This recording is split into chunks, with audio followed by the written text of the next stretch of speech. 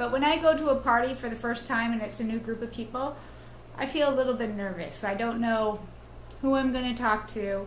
And so usually in these situations, I realize that for anything that I could offer, I first have to kind of hear and listen what the conversations are that people are having.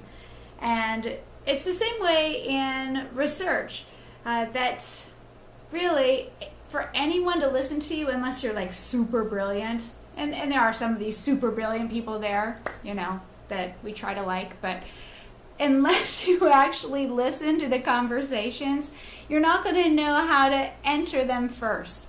And so you've got to kind of figure out who your conceptual cocktail party is before your research can make a contribution. And so I encourage you early on in your project planning to start thinking about, well, who are like the 3 or 4 or 5 authors that I would really want to listen to what I have to say.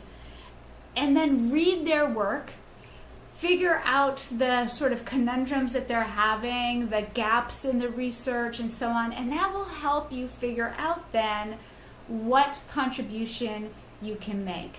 Now, if you just burst onto the scene and say, hey, listen to me, and you don't have this sort of designated audience in mind, it's going to be a lot harder for anyone to listen to you, even if what you have to say is brilliant.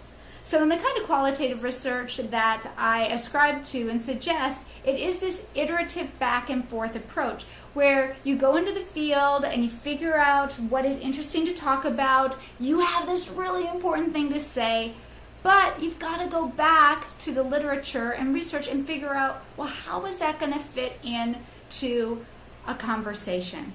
And so figuring out that conceptual cocktail party, and a big shout out to Ann Huff, who introduced me to that term in graduate school, is really going to be helpful. So, cheers!